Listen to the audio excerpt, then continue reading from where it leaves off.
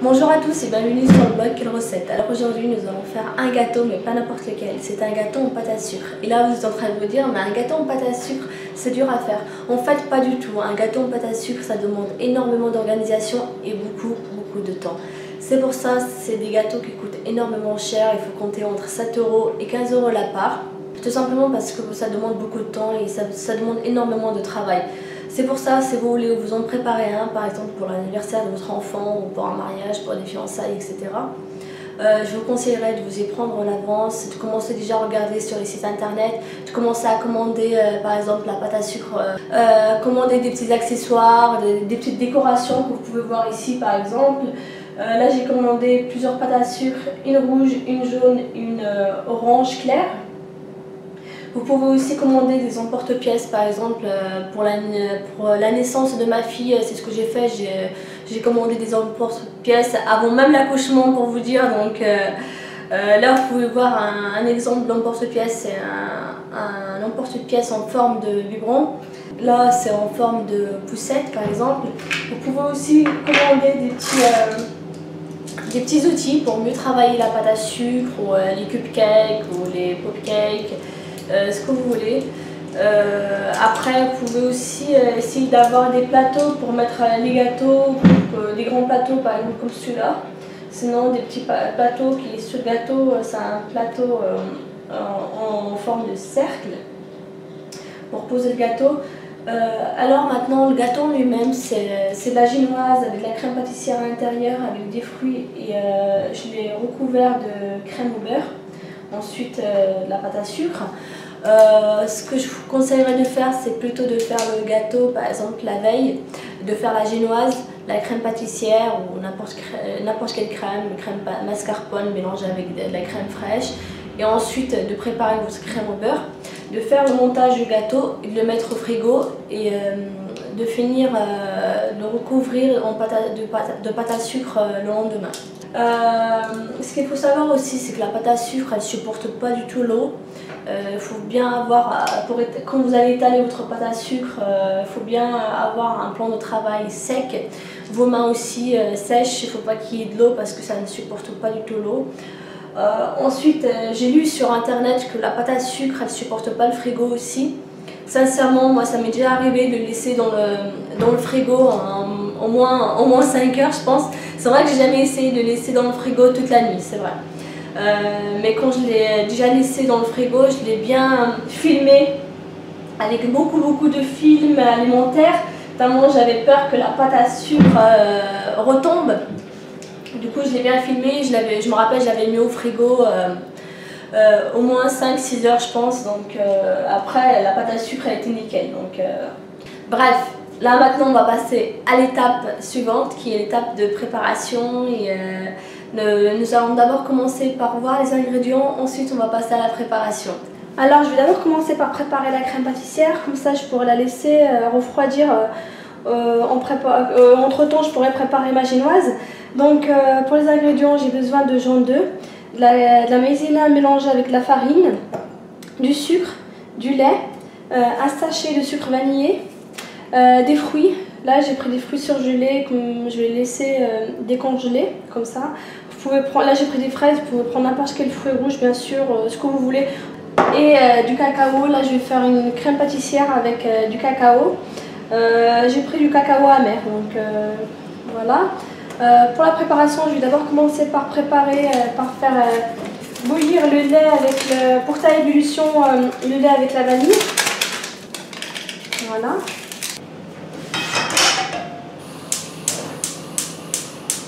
Ensuite, je vais mélanger le sucre avec les jaunes d'œufs. Voilà. Je vais rajouter la farine mélangée avec la maïzena. Donc là, je vais encore mélanger. Je vais bien mélanger pour pas avoir de grumeaux. Et maintenant, je vais verser le lait petit à petit. Il faut bien mélanger pour pas avoir de grumeaux dans la crème.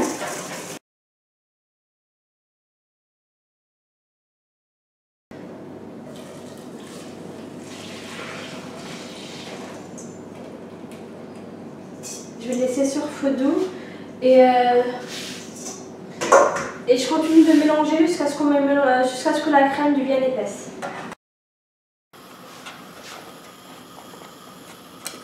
Là, elle se décolle, donc je vais commencer à éteindre le feu. Maintenant, je vais verser la crème dans une assiette propre. Et maintenant, je vais la filmer au contact avec le film alimentaire.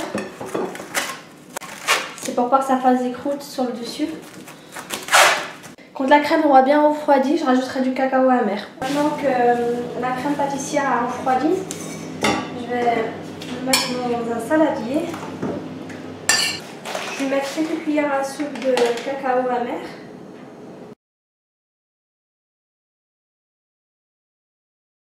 Pour les ingrédients, nous avons besoin d'un sachet de sucre vanillé, 70 g de blanc d'œuf, 60 g d'eau, 130 g de sucre,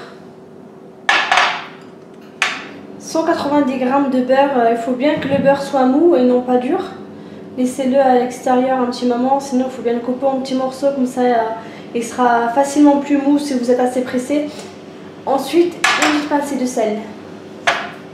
Alors pour la préparation, je vais d'abord porter le sucre avec l'eau à 120 degrés et la vanille. C'est vraiment très simple à faire, donc c'est vraiment pas dur. Je vais pas mélanger, je vais pas y toucher, je vais juste verser comme ça. Je rajoute le sachet de vanille. Et là, je vais mettre sur feu moyen. Juste remuer légèrement la casserole. Voilà. De temps en temps, n'hésitez pas à remuer la casserole comme ça. Dès que la température arrive à 115 degrés, je commencerai à lancer les blancs d'œufs pour les monter en neige avec une petite pincée de sel. Là, on peut voir que le sirop commence déjà à faire des bulles. Là, j'arrive à 110 degrés. Je vais commencer à mettre les blancs d'œufs dans le robot avec une pincée de sel pour les monter en neige.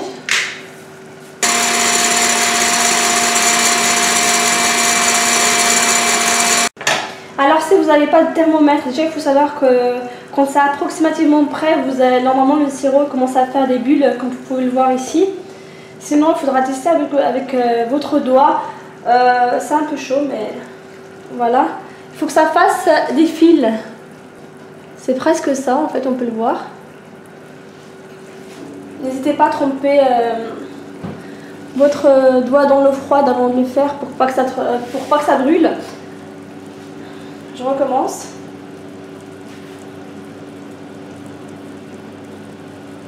Ça commence à faire des fils, voilà. C'est que c'est prêt en fait. Alors là, les blancs d'œufs ils sont montés en neige. Maintenant, je vais verser le sirop directement à l'intérieur tout en continuant de mélanger à vitesse maxi.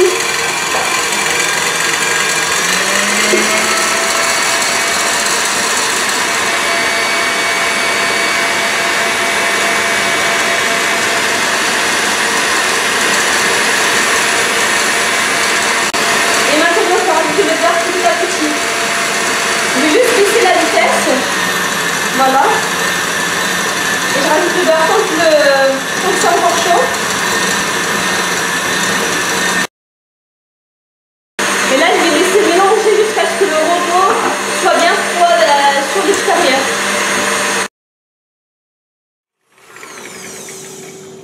Alors là, le robot est froid. Maintenant, on peut voir que la crème, elle est toute lisse. Elle est froide.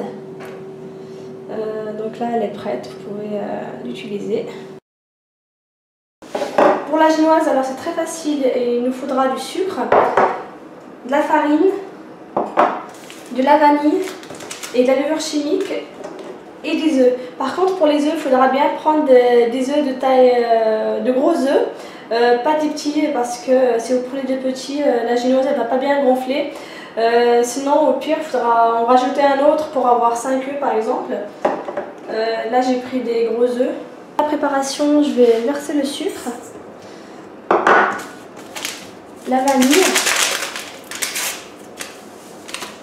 Voilà. Et je vais rajouter les œufs. Donc là, j'ai les œufs, le sucre, la vanille. Je vais mettre tout ça au robot jusqu'à ce que ça double de volume.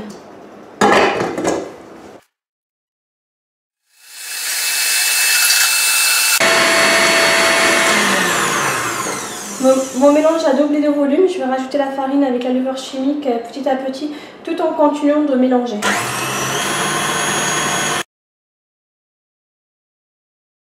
Voilà, mon mélange est prêt. Là, j'ai un cercle pâtissier que j'utilise, mais vous pouvez très bien utiliser un moule si vous voulez. Donc là, je vais verser mon mélange. Maintenant, je vais juste égaliser le dessus en tapotant comme ça. Vous pouvez utiliser une cuillère aussi.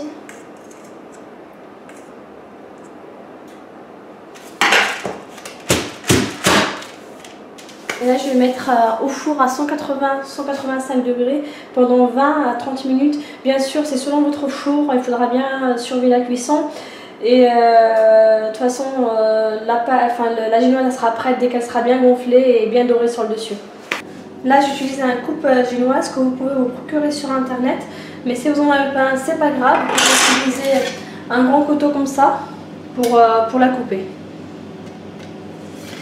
Donc pour la couper, il faut vraiment y aller délicatement pour ne pas l'abîmer. Il faut bien mettre la main sur le dessus.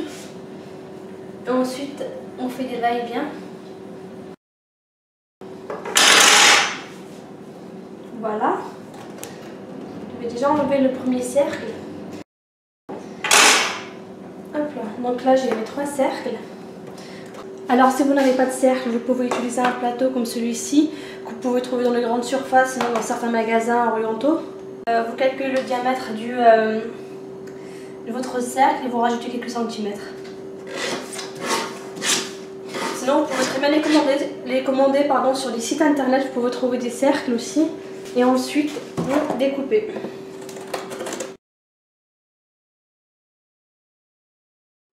Alors je vais d'abord commencer par un bébé des génoises. Je vais commencer par le premier cercle. Voilà. Pour le sirop, j'ai pris celui-ci, fraise. Vous pouvez très bien faire votre propre sirop. Vous mélangez de l'eau avec du sucre et vous rajoutez n'importe quel parfum, vanille, fraise que vous voulez comme arôme. Voilà. Je trouve que ça se marie très bien avec le gâteau, c'est vraiment très bon. En même temps, c'est assez rapide. Donc là, j'en mets un peu partout. Ensuite, je vais rajouter la crème pâtissière que j'ai mélangée avec du cacao. Il faut bien égaliser la crème pour pas que la génoise part sur les côtés.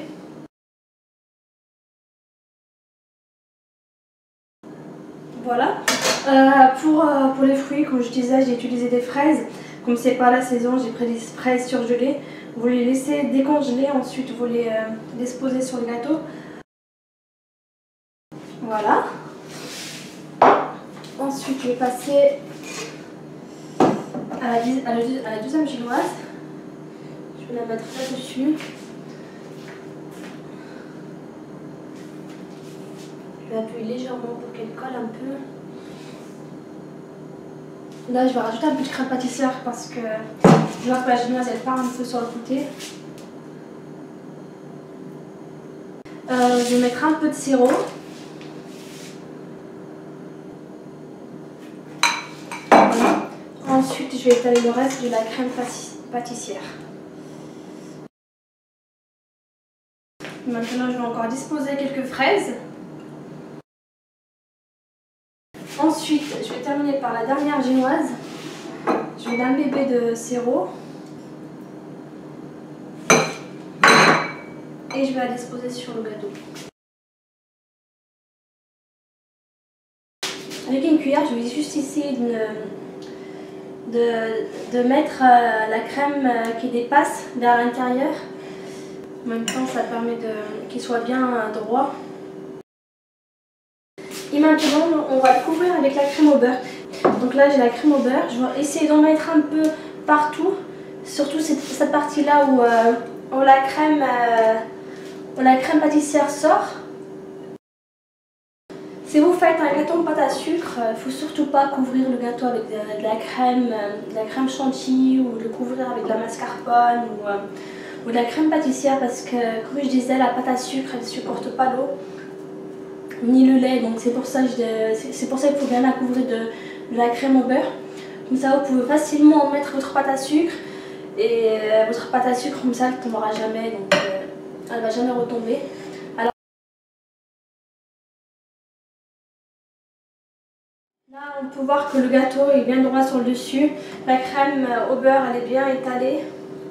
Voilà, le gâteau est couvert de crème au beurre. Maintenant je vais le laisser au frigo un petit moment, ensuite on va passer à la pâte à sucre. Alors là j'ai de la pâte à sucre, je vais en couper un petit morceau. Là j'ai pris du rouge, vous pouvez prendre n'importe quelle couleur selon le thème de votre gâteau. Je vais bien la malaxer entre mes mains.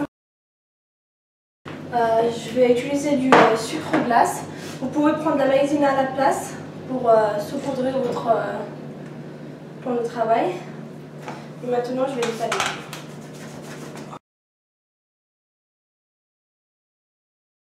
Et maintenant je vais couvrir mon gâteau de pâte à sucre.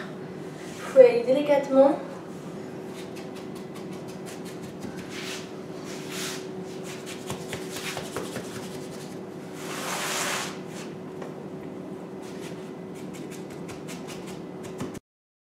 Voilà.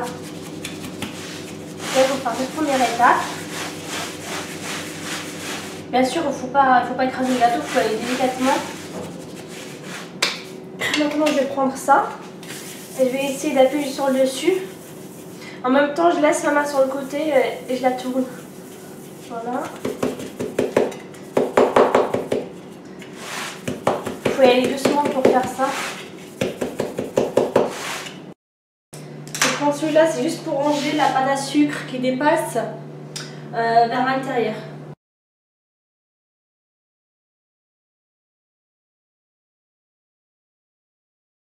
Alors pour coller les lettres, il faut mettre de l'eau froide.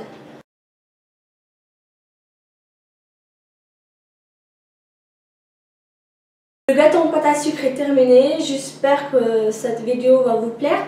Pour tous les ingrédients ainsi que toutes les étapes, vous pouvez les retrouver sur mon site internet. Et moi, il ne me reste plus qu'à vous dire à très bientôt pour de nouvelles recettes. Ciao!